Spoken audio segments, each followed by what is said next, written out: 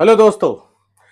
एक बहुत महत्वपूर्ण कॉन्सेप्ट को आज हम डिकोड करेंगे कि जो ऑपरेशन सिंदूर हमने पाकिस्तान में टेररिस्ट के अगेंस्ट में चलाया और जहां पर पूरी दुनिया के देश भारत के साथ खड़े हुए, सबने माना कि पहलगाम में जो आतंकी हमला हुआ वो गलत था, वो निंदनीय था, सबने कंडेम किया और पाकिस्तान को सबने ये कहा कि आप आतंकी शिविरों को प्रोत्साहन देना, ट्रेनिंग देना, इन सबको बंद कीजिए। लेकिन टर्की और अजरबैजान ये दो देश ऐसे रहे जिन्होंने खुल्लम खुल्ला पाकिस्तान की मदद की।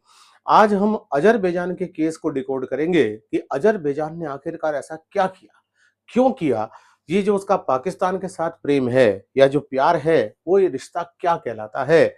तो जुड़े रहिए मेरे साथ। आज हम अजरबैजान की उस पूरी जियो पॉलिटिक्स को हम डिकोड करने की कोशिश करेंगे जिसके कारण अजरबैजान ने ऐसा किया और अब इंडिया आगे क्या करे।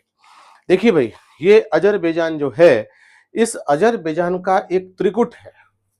किस किस का आपको यहां पर दिख रहा होगा कि एक व्यक्ति है जो कि पाकिस्तान के प्रधानमंत्री है जिनका नाम है शहबाज शरीफ। एक व्यक्ति आपको दिख रहे हैं एर्डोगन जो कि टर्की के हैं और एक व्यक्ति जो है ये अजरबैजान के प्रधानमंत्री है। और इन तीनों के बीच में एक संधि है कि जो साइप्रस का इशू है जहां टर्की इन्वॉल्व है उसमें ये दोनों इसका सपोर्ट करेंगे। कश्मीर के इशू पर ये दोनों पाकिस्तान का सपोर्ट करेंगे और एक इशू था आर्मेनिया, उस पर ये दोनों इसका सपोर्ट करेंगे। तो जरा देखते हैं कि आखिरकार इस अजरबैजान का भारत के साथ क्या संबंध है और क्या वो कारण थे जिसके कारण अजरबैजान ऑपरेशन सिंदूर के दौरान खुल्लम खुल्ला पाकिस्तान के पक्ष में आ गया और पाकिस्तान के पक्ष में उसने बयानबाजी भी की और भारत के विरुद्ध बयानबाजी की। देखते हैं जरा। तो देखिए, अगर हम ध्यान से देखें तो पहले जरा इंडिया और अजरबैजान के रिलेशंस को देखते हैं। क्योंकि बाउंड्री बॉर्डर तो मिलती नहीं है, इसलिए कोई बॉर्डर डिस्प्यूट तो होने की संभावना नहीं है। अगर हम द्विपक्षीय व्यापार की बात करें तो आपको जानकर आश्चर्य होगा, 2023 में अजरबैजान जो क्रूड ऑयल का एक्सपोर्ट करता है, इंडिया थर्ड जो है लार्जेस्ट डेस्टिनेशन था जहां अजरबैजान का क्रूड ऑयल आया। यानी कि भारत भारी मात्रा में अजरबैजान से कच्चे तेल को क्या करता है, आयात करता है। दोनों देशों का द्विपक्षीय व्यापार जो सन 2005 में केवल 50 मिलियन अमेरिकी डॉलर था, वो 2023 में बढ़कर 1.435 बिलियन अमेरिकी डॉलर हो गया। समझ गए? यानी कि इनके दोनों देशों के बीच में बहुत जबरदस्त व्यापारिक संबंध है। ऐसे केस के अंदर तो ये उम्मीद की जा रही थी कि अजरबैजान भारत के पक्ष में खड़ा हो जाएगा, क्योंकि आज की आर्थिक व्यवस्था जो है या आज की जो अंतर्राष्ट्रीय राजनीति है उसमें मेन इश्यूज हो गए हैं, वो है आर्थिक हित। हमारे राष्ट्रीय हितों को निर्धारित करने वाले मेन इश्यू कौन से हो गए हैं, वो हो गए हैं इकोनॉमिक हित। और अजरबैजान जब इंडिया से इतना जबरदस्त तरीके से जुड़ा हुआ है तो फिर क्या कारण है कि उसने इंडिया को छोड़कर पाकिस्तान जैसे देश का सपोर्ट करना उचित समझा, और वो भी वो पाकिस्तान जो इकोनॉमिक रूप से अजरबैजान के लिए बिल्कुल खड़ा नहीं हो सकता। पाकिस्तान और अजरबैजान के बीच में ट्रेड कितना भी बढ़ जाए, जितना बड़ा भारी मात्रा में भारत के साथ ट्रेड हो सकता है उतना पाकिस्तान के साथ नहीं हो सकता। फिर अजरबैजान ऐसा क्यों करा? तो जवाब ढूंढते हैं और वो जवाब है आर्मेनिया कॉन्फ्लिक्ट में। आर्मेनिया जो अजरबैजान के साथ जुड़ा हुआ देश है, और ये जरा देखिए, जब रशिया का डिसइंटीग्रेशन हुआ तो एक देश बना अजरबैजान, उसी में से सीआईएस में से, और एक देश बना आर्मेनिया। और दोनों के बीच में ये जो आपको नागोर्नो काराबाख एरिया दिखाई देता है रेड से, इसको लेकर एक डिस्प्यूट चल रहा है। ये जो ये जो नागोर्नो काराबाख एरिया है, ये जो रेड से दे रखा है, इसको लेकर एक डिस्प्यूट चल रहा है। अजरबैजान की टेरिटरी में ये एरिया है और पूरी वर्ल्ड कम्युनिटी इस एरिया को क्या कहती है कि ये अजरबैजान का पार्ट है। लेकिन इस क्षेत्र के अंदर देखिए, चूंकि ये आर्मेनिया से जुड़ा हुआ है ना, ये क्षेत्र चूंकि जो है वो आर्मेनिया से जुड़ा हुआ है और इसीलिए यहाँ पर आर्मेनिया के जो एथिकल कम्युनिटीज है वो यहाँ पर रहती है और दोनों ही पक्ष यहाँ पर अपना दावा प्रस्तुत कर रहे हैं। और ये लंबे समय तक डिस्प्यूट है। रशिया के डिसइंटीग्रेशन से पहले भी ये डिस्प्यूट था और रशिया के डिसइंटीग्रेशन के बाद में भी ये डिस्प्यूट यहाँ पर इन दोनों के पक्ष में रहा है और इन दोनों देशों के बीच में इससे संबंधित कई युद्ध हुए हैं। ये एक माउंटेन एरिया है दक्षिणी काकेशस पर्वत का, ठीक है। अगर हम इस एरिया को देखें तो ये एक माउंटेन एरिया है, यहीं पर काकेशस पर्वत है। तो दक्षिणी काकेशस पर्वत का, साउथ काकेशस पर्वत का एक हिली एरिया है और इस हिली एरिया के अंदर इंटरनेशनल कम्युनिटी क्या बोलती है इसको कि अजरबैजान का पार्ट है, लेकिन ये अजरबैजान के पार्ट के रूप में खुद को मानता नहीं है।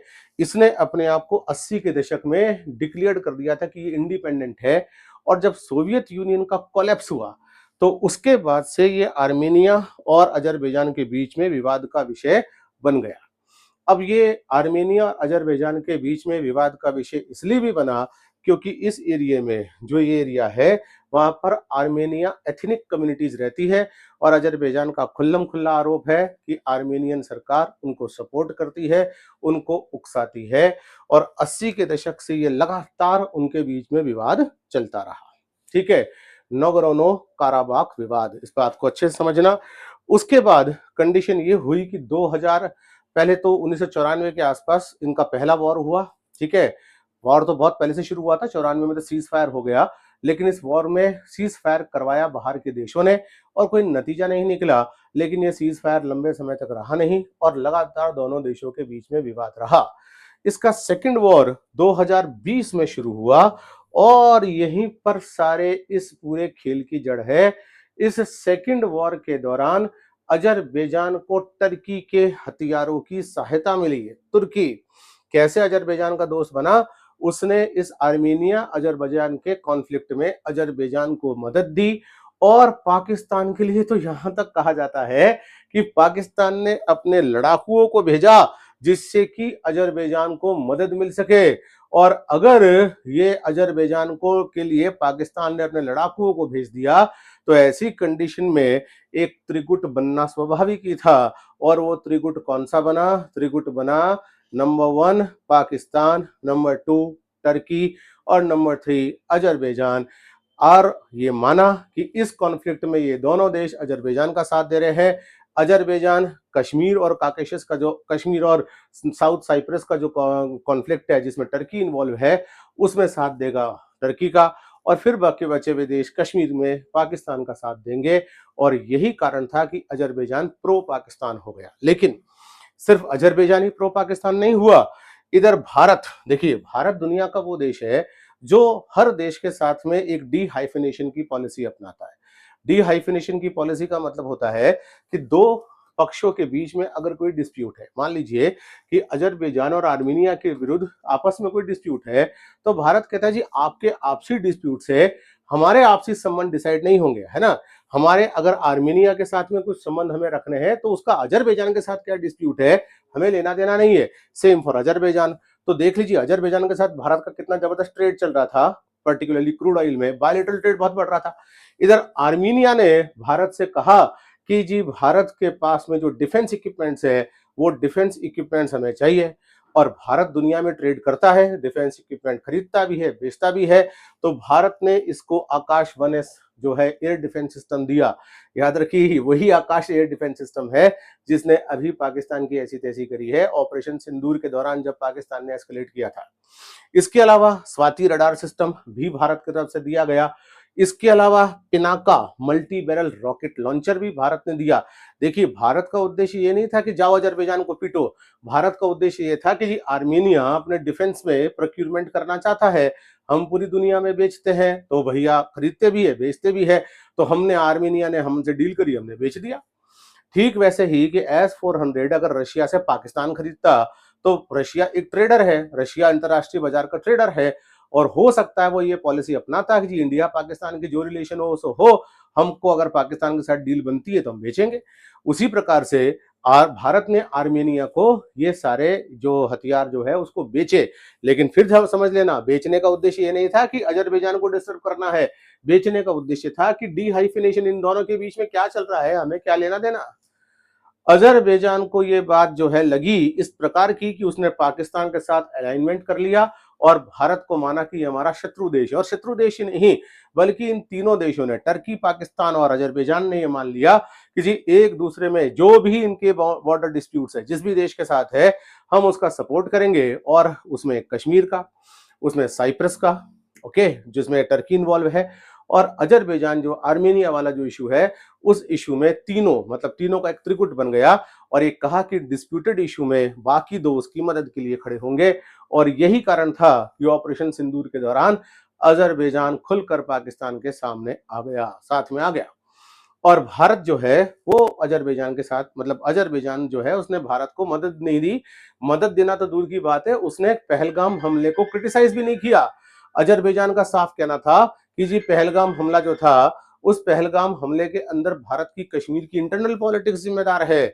यहां तक कि भारत में ये जो ऑपरेशन सिंदूर के दौरान जो हमारे एयर डिफेंस सिस्टम थे, उसने जो शानदार प्रदर्शन किया, अजरबैजान ने उसको भी नकार दिया। अजरबैजान के जो कंट्रोल्ड मीडिया है उसने यहां तक चलाना शुरू करा कि जी पाकिस्तान ने इंडिया को बहुत बुरा जो उसको कहते हैं हमला बोला और इंडिया के एयर डिफेंस सिस्टम वगैरह फेल हो गए। ये वो प्रोपोगेंडा क्यों फैला रहा है? ताकि वो आर्मेनिया की जनता को भी बता सके कि जो एयर डिफेंस सिस्टम तुमको इंडिया से मिले ना वो अपने यहाँ पर ही फेल हो गए। तो इस पूरे कहानी में मुझे उम्मीद है कि आपको ये चीजें क्लियर हुई होगी कि अजरबैजान का पाकिस्तान के साथ क्या रिश्ता है और ये रिश्ता कहीं ना कहीं टर्की को भी इन्वॉल्व ले गया। एक सेशन हम टर्की के लिए भी करेंगे कि क्या कारण है कि टर्की जो है वो पाकिस्तान के साथ है। टर्की ने हथियार पाकिस्तान को भी बेचे। इंडिया में जो ड्रोन गिरे हैं वो टर्किश कंपनी से बने हुए थे और साथ साथ में उसने अपने हथियार अजरबैजान को भी बेचे। इन तीनों का जो गुट है शहबाज शरीफ का, अजरबैजान के प्राइम मिनिस्टर का और टर्किश प्राइम मिनिस्टर एर्डोगन का, ये कहीं ना कहीं एक प्रकार से एक जिसको कह सकते हैं जियो पॉलिटिकल विवशताओं के कारण भी बना है। और अब इंडिया क्या करे? अजरबैजान को तोड़ना है तो सबसे पहले अजरबैजान से जो इकोनॉमिक रिलेशंस है, बायलेटरल ट्रेड जिसमें ट्रेड डेफिसिट इंडिया को है क्योंकि हम बहुत मात्रा में क्या करते हैं, क्रूड ऑयल इंपोर्ट करते हैं। एक बार इसका ऑल्टरनेट बाजार हमने ढूंढा, ढूंढा ही नहीं, हमें हमारे पास है भी, और अगर वहां से हमने इंपोर्ट करना शुरू कर दिया, अजरबैजान की अकल अपने आप ठिकाने आ जाएगी। भारत के पर्यटक जो अजरबैजान जाते हैं, टर्की वालों के साथ तो हमने काम शुरू कर दिया है, लेकिन ऐसे पर्यटक जो अजरबैजान जाते हैं वो भी देशभक्ति की भावना से ओतप्रोत होने चाहिए और दूसरे पर्यटक जो जो उसके स्थल होते हैं, जो अल्टरनेट स्थल है बहुत है दुनिया में, उसको ढूंढे और इस तरह से भारत जियो पॉलिटिक्स में फिर से दबदबा कायम कर सकता है। इन दो देशों को पहले मजा चखाना बहुत जरूरी है।